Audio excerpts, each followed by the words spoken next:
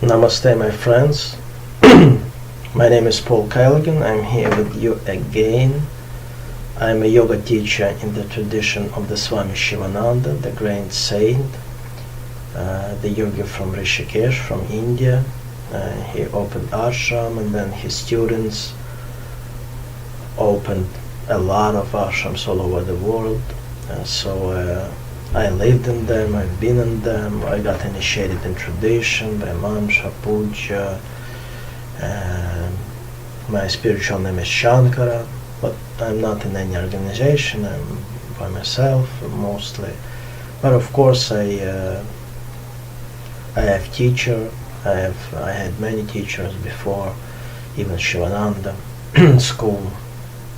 So right now I'm in Brooklyn, 2021, in my little ashram. So who is watching me all the time, you can skip it, because I do the same introduction, the same thing I'm telling in the beginning of the video. So but I think it's polite to say a few words who never watched me or will see this video in many years somewhere, sometime.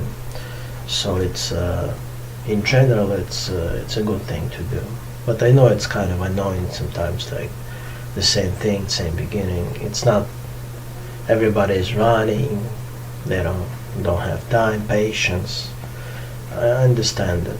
So I have like many short videos you can actually see, like from a minute to 5 minutes. So yeah, TikTok, like something like that, visit me. What else? I teach about 30 years, 38 years approximately. I do yoga. In here I have people, they come in here. I don't watch, like, I don't see the camera, I don't look at the camera like that much, because I have problem with vision since I was born, but I have problem with retina. But I have a great video about yoga for eyes, so I would really recommend it to you to see it, because it's really helped me, real help.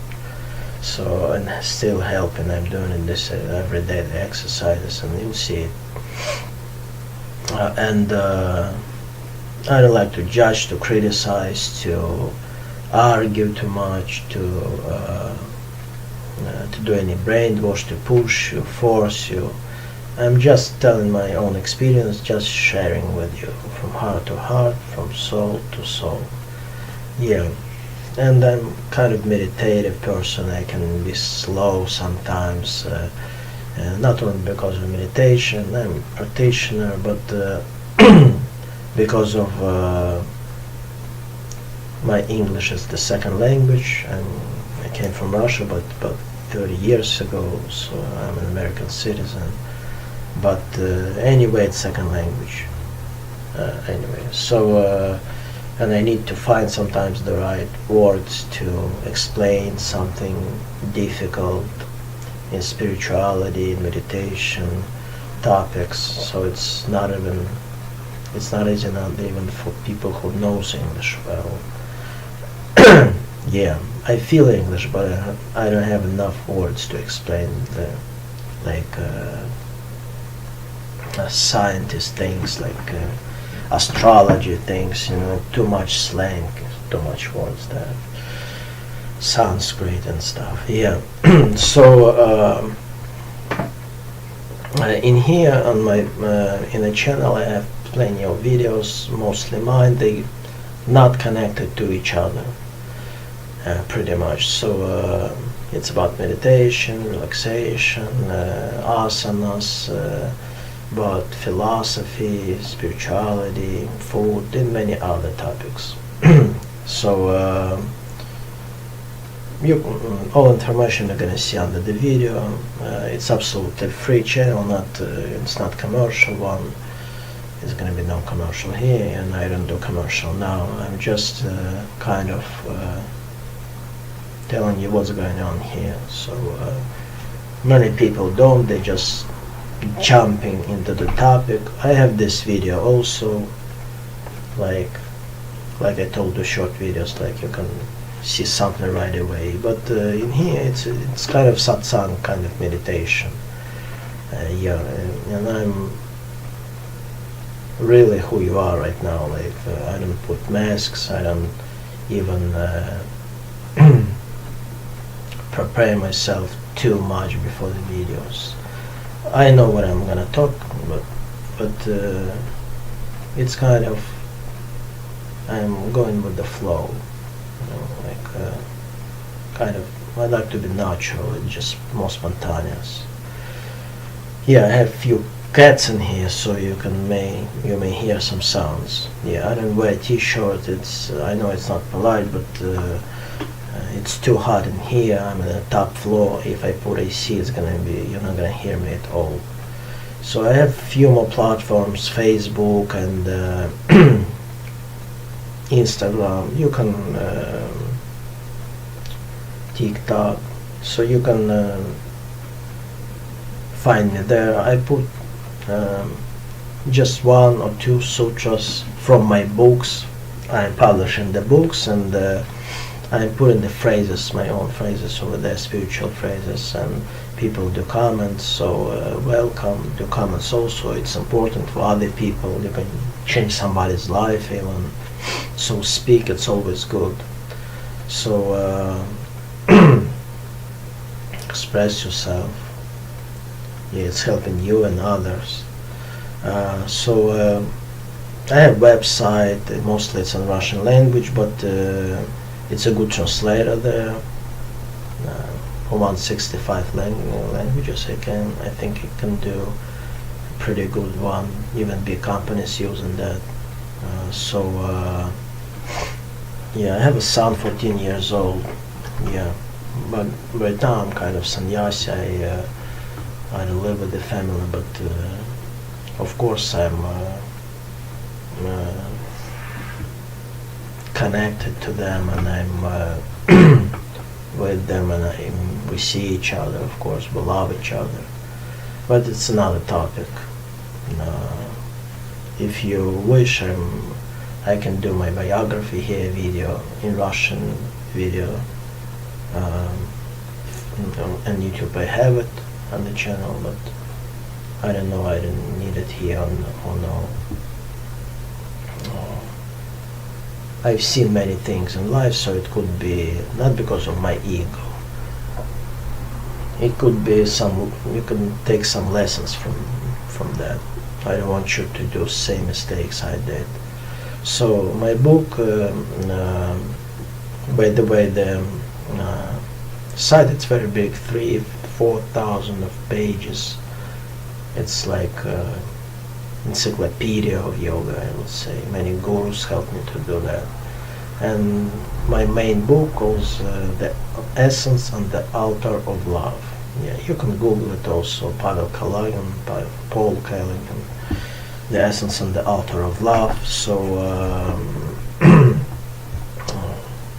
you can download or read from my website, absolutely free, in any system. It's phrases, 7,000 phrases in one book. Yeah, but I have more. They just come to me all my life, so it's another topic. Yeah, I think this is it. Yeah, sorry for I'm not just jumping into the topic, but like I said, you can jump over who is watching my videos all the time. So today it's gonna be another satsang, some spiritual videos, from spiritual videos line, playlist, you can say that. Usually it's 3 types of satsangs I do. It's by the way, I do some recommendation I can do, and in the messenger you can put any questions for me in Instagram, or email me, or in the Facebook, and like a yoga teacher, I answer the question absolutely free. So I try to help people. Yeah, every day people asking me questions about meditation, food, anything. Yeah. So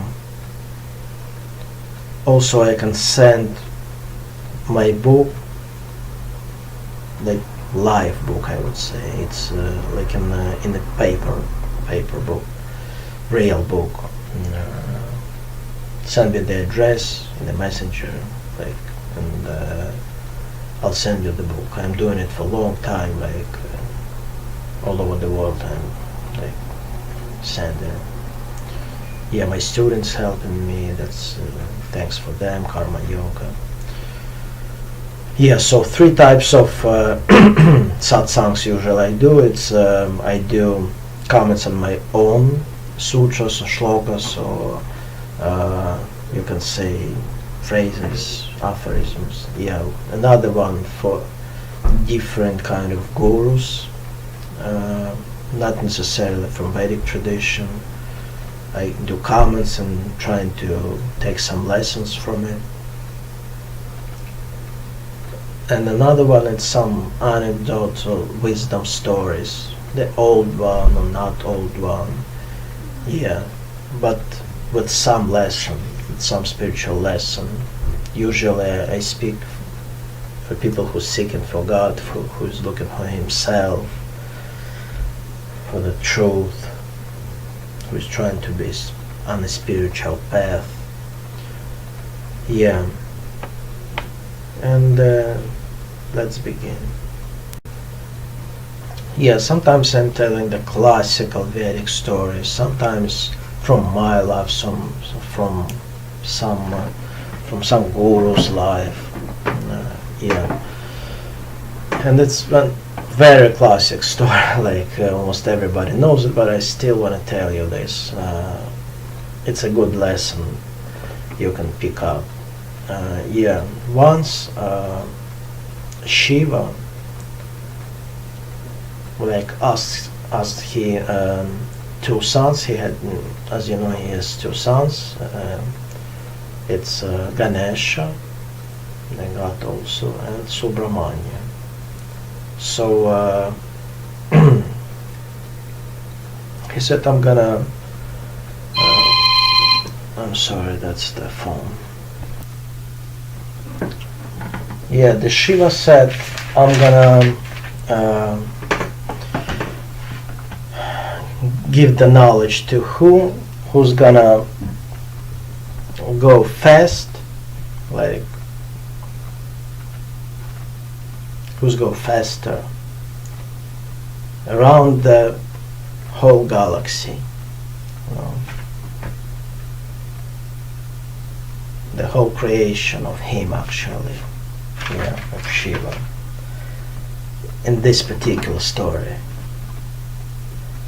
And Subramanya, one of the sons, he just started to run fast, like, and he was very fast. He has like a god, like some siddhis, and he started to run. And the Ganesha was he just came around the Shiva, around his father.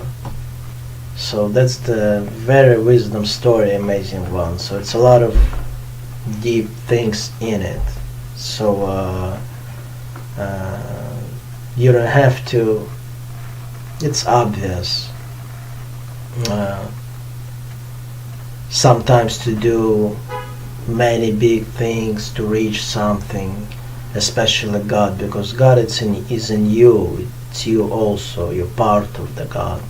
You're in the God, God in you. Everything is God. You know, to reach God, to reach knowledge, it's not necessarily to go to the church, let's say. It's not necessarily to go to the ashram. You can meditate, you can find it in yourself. It's here. As much as somewhere else. It's not like more God in here and less over there. And kind of, God is love. You can't say love. In here it's like less love, and in another room it's more love or more God. It could be different vibrations, like vibrations like atmosphere, like higher or lower, or person could be a little more primitive or more advanced, but anyway, from the God view,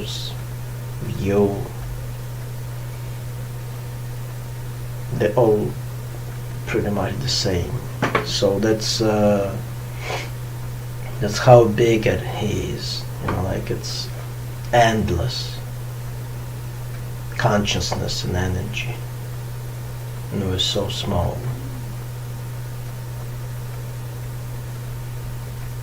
So if you're on a path to God, of course sometimes you should work hard, especially with helping other people with karma yoga, but in the most time, like, you should be relaxed. You should trust God. You should know, like, the God is in you, in your heart. You just relax, you just close your eyes. And if you're not gonna have any thoughts, you're gonna feel it. You're gonna feel the God, like, more or less. So think of it. It's a very good preach, like very good story. Ancient Indian Hindu story. Another thing, it's also interesting, I wanted to say today, it's about some guru said, like, I liked it a lot in his Sanskrit, like, I saw his satsang. It's like, he said, people ask him, how is it, like,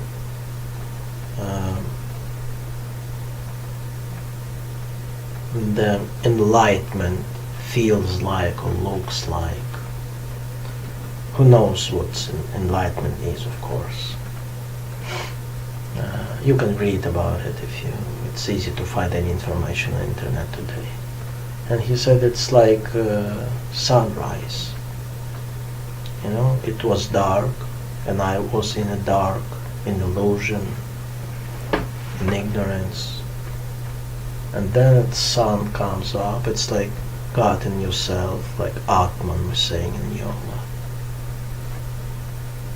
And everything, and you can see everything like it is. You can see trees, you started to see buildings, people, everything.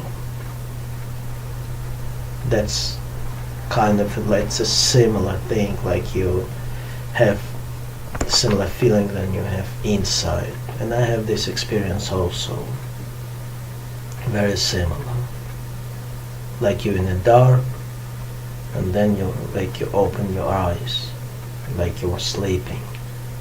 But it's another example, but this example is the best. It was night, and then night, of course, it's good also, it's not bad, it's part of the God. It's just story, to think about.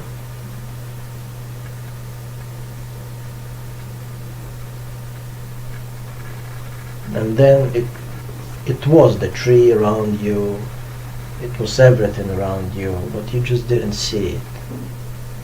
And then everything, you see everything.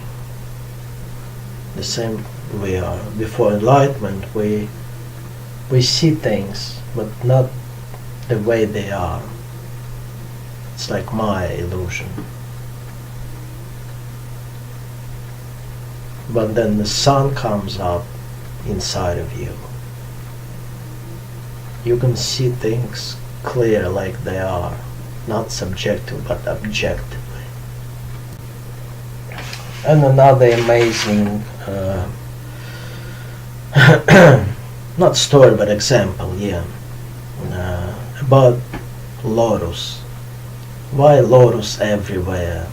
Like in a spiritual, in a Hindu Vedic spiritual tankas or books everywhere. Gods like keeping in their hands the lotus. Why not roses or not other flowers? It's plenty of them, even in India. So it's a special thing about it, like a white bird. Like we have some white birds, like some of them, they have special oil on the very white, like feather they have. They're very white. But this oil, even if they like in very, I would say, dirty water, they still white because it goes out of them because of this special oil. It just immediately goes away. The dust can and dirt can stay on them. So that's also the very example. Like the saint people, they similar. This oil, it's like love and compassion. They see only love and compassion. The bad things they just don't see it. It's just not coming to them. It's not near them. You may say, yeah, it's many sufferings around. They're not ignoring it. They helping people still and stuff, but in the same time, it's only love and compassion in them. They're not getting angry about something, even if they see very bad things. It's another topic. Yeah, but I wanted to say about the lotus. Yeah, of course it is suffering, and I'm not saying like you should like run away from it, or same people running away from it, they just don't see it. No, it's not like that. They can feel everything also. So, but it's very hard to explain until you got to like moksha.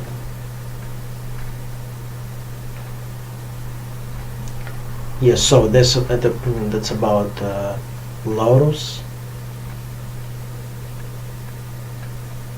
Not necessarily white, but mostly white. A little bit red in the petals. So the lotus usually grows in a very dirty water, usually. And it goes through all dirty water, like from down there in the water. And then opens absolutely white and clean. Right in the middle of the black, dirty things, black, dirty, smelly water. Can you imagine it? The same thing, it's Atman in us. The dirty water, it's like we are before. It also exists. Many things lives in it, like frogs. It's not bad. It's a balance in everything from God. It's also from God, and we are also, even before understanding. But before enlightenment, we're like this water, like we're like we're growing spiritually, like this lotus goes up. That's how we spiritually grow, if we're spiritually growing. Evolution. So And when the lotus opens wide, it means enlightenment. He's still in the dirty water. He's not running away and looking for another clean water. The same people. They still helping people. They still can have some illnesses, or they still can live in the same house, the same clothes, eat the same. But in the same time, something, the heart open inside, love and compassion open. Think about it. White lotus. God bless you. Namaste. Bless you. Yeah.